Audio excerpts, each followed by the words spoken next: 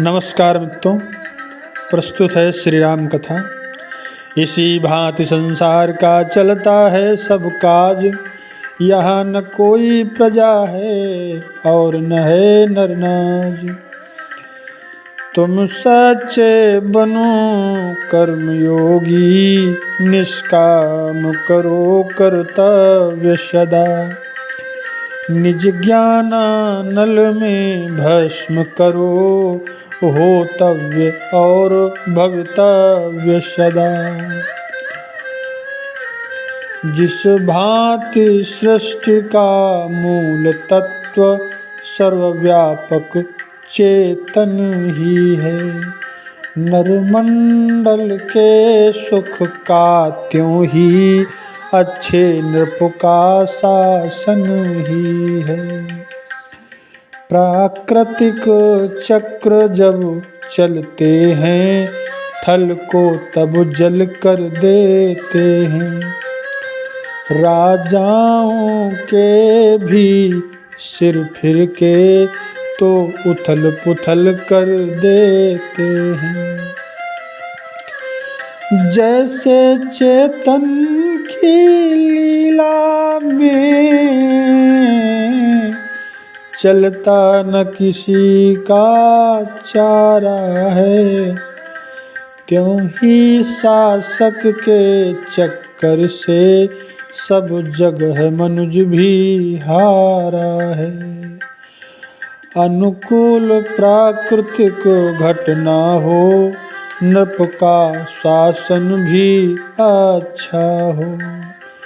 मन को सत्संगत मिलती हो, तन को भोजन भी अच्छा हो। संबंधी नातेदार सभी व्यवहार ठीक निज रखते हों। सच्चाई और नियम पूर्वक व्यापार सभी के चलते हों। इतना बानक जब बन जाए, अच्छा कहलाता जीवन है। अन्यथा अशांत जगत में तो व्याकुल ही रहता तन मन है। तुम राजा के कुंवर हो, रखना कुल की लाज। जब वह अवसर आए तो करना अच्छा राज। ईश्वर सा ऐश्वर्य ही रखना है अवनीश, इसीलिए तो नृपति भी कहलाता है ईश। जग में आते रहेंगे सदा शोक या हर्ष, बात बात में यहाँ पर होता नित संघर्ष। ऐसे संग्राम अखाड़े में वे पहलवान लड़ सकते हैं, जो समय समझ चढ़ सकते हैं, कुसमय निहार पढ़ सकते हैं। इन सब घटनाओं में रहकर मस्तिष्क हृदय भी ठीक रहे। शारीरिक तथा मानसिक सब अव्यय आशय भी ठीक रहे, तब हो सकता है महाकार्य। तब कर्मवीर कहलाओगे, जब उसके पहले ज्ञानवान गंभीर धीर बन जाओगे। ऐसा बनने का मार्ग यही निष्काम हृदय करना होगा। परहित कर्तव्य लक्ष्य रख कर निज स्वार्थ स्वल्प रखना होगा।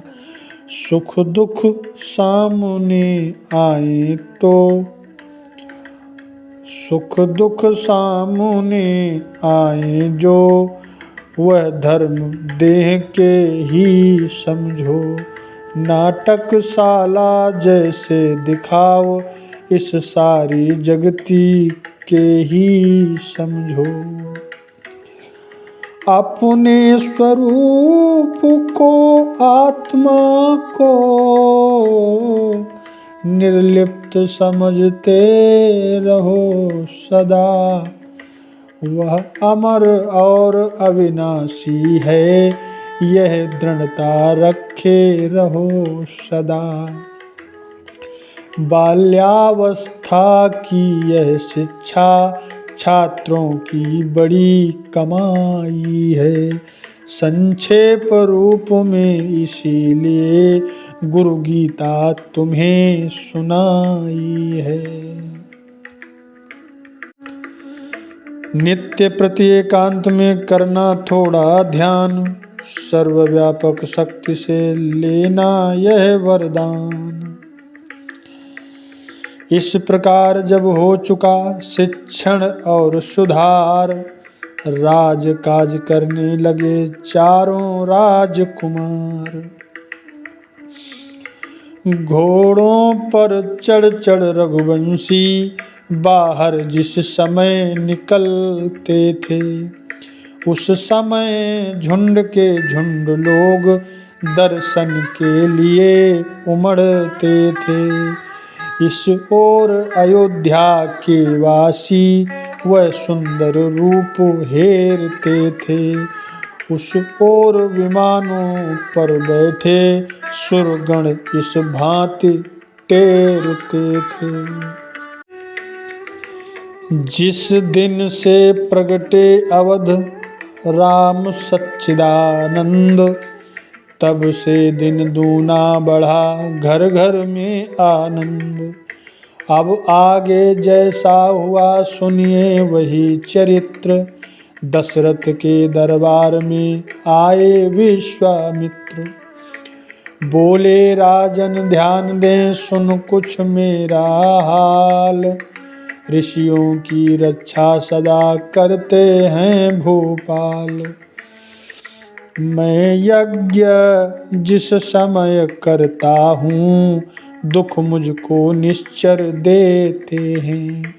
पूजा सामग्री हवन कुंड सब नष्ट भ्रष्ट कर देते हैं।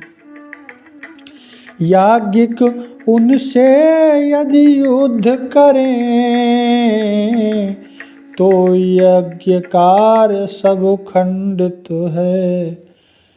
फिर धनवा लेना लड़ूंगा मैं, यह प्रण भी मेरा निश्चित है।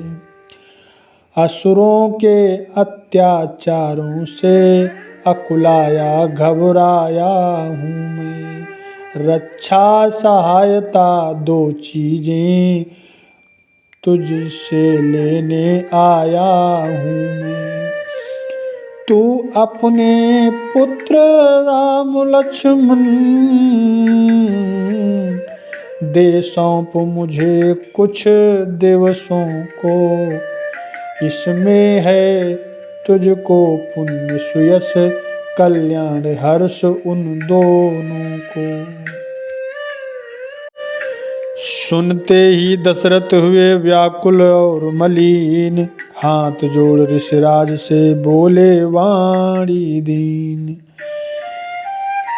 हे मुनिवर दोनों बालक हैं, भोले भाले नादान निरे। रण विद्या नहीं जानते हैं, लड़ने में अभी अजान निरे। लो राज ताज सम्मत सेना, यह सब देना दुष्पार नहीं। आज्ञा हो तो मैं चला चलूं, इसमें भी कुछ इनकार नहीं। हे स्वामी सभी समर्पण हैं, जितने साधन शासन के हैं। पर प्रभु विचार के बचन कहो, सुत चारों चौथे पन के हैं। वैसे तो चारों ही मेरी बूढ़ी आँखों के तारे हैं, लेकिन राम और लक्ष्मण दोनों प्राणों से ज्यादा प्यारे हैं। फिर राम सदा सुख धाम मेरा, कब उसका विरह गवारा है। सब घर का वही चांदनी है, जीवन का